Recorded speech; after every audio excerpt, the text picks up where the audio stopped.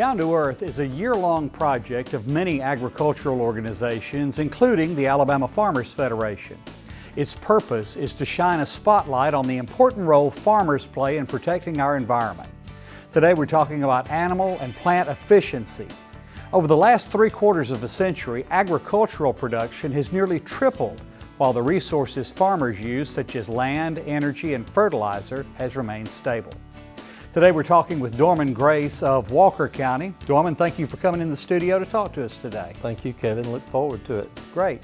Well, tell us about your farm. Well, we're right now the fourth generation of farmers, with both of my sons back at the farm farming with us, and that's exciting.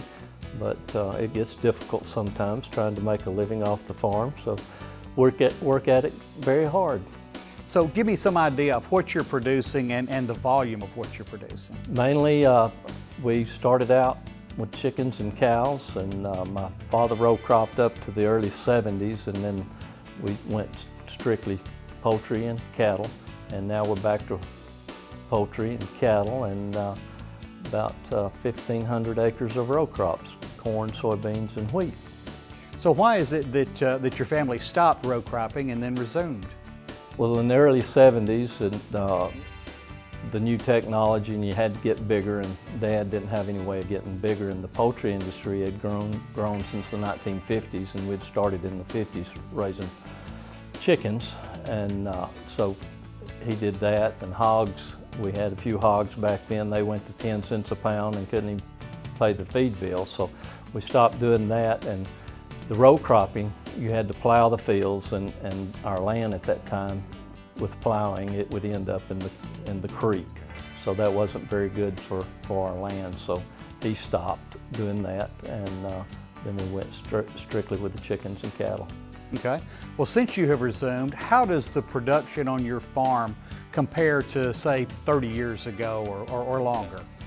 What we have done since both the sons are back and the new technology out, from the time Dad would plow the fields, we can now use no-till, and we work real close with the Natural Resources Conservation Service, the Soil and Water Conservation Service, and we do places like with Conservation Stewardship Program, where we're doing different row crops on different lands, rotating, and that way you're not continually using all that soil for one crop. You can change it around, and then the things that you do to conserve that soil does not end up in the creek per se, and it's really nice, and you're able to manage. And we use pollinator places where the bees can be there, and different aspects of that with that reserve program. So it sounds like a lot of what you have done is based on the research that many of our land-grant universities are working on. Yes, both of my sons are graduates of Auburn in agriculture, and then you have the Auburn Extension. There's so many groups that help us that I couldn't name them all, just like the Farmers Federation and the others, but you know, this Down to Earth, where we're all getting together and we can swap ideas and do different things. And that's the thing about us being farmers.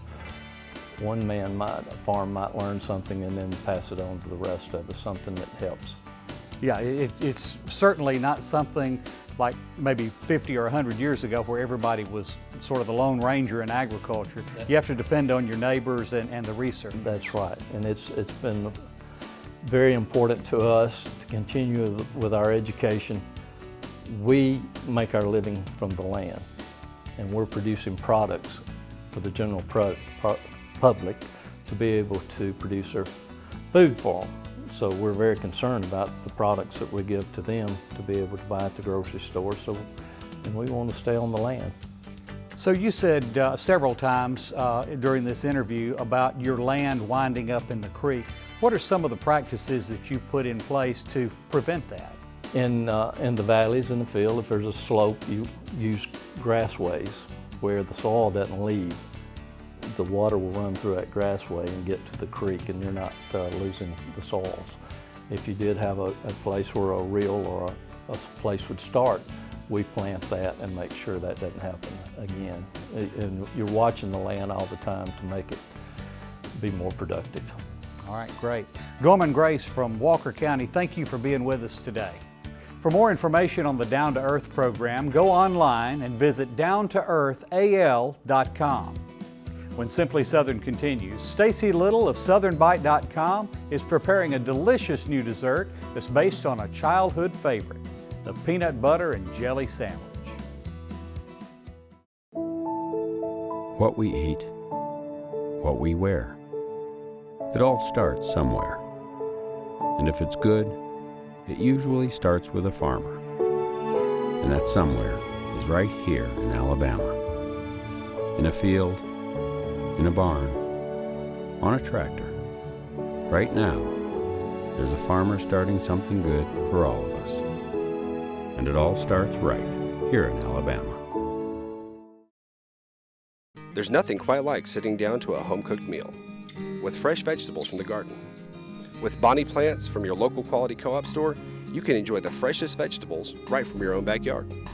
And no matter if you're a raised bed gardener, a rose gardener, or if you farm hundreds of acres, your quality co-op store has exactly what you need to get the most out of your plants.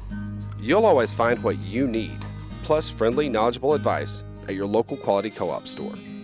There's one near you.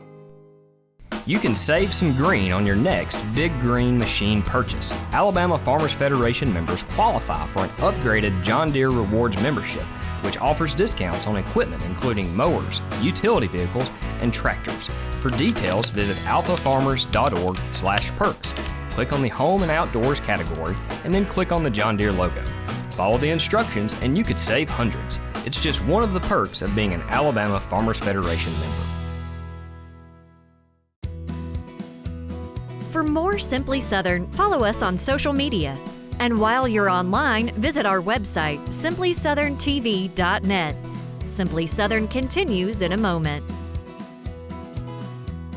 Sweet Grown Alabama is such an amazing brand. It'll be great for consumers to be able to connect immediately with an Alabama grown or made product. Sweet Grown Alabama, what it means to us is community. By buying Sweet Grown Alabama, you are able to support your community and plan to play your part and help the farmers. There's a huge advantage just to your local community by buying local, whether it's local farms or local businesses.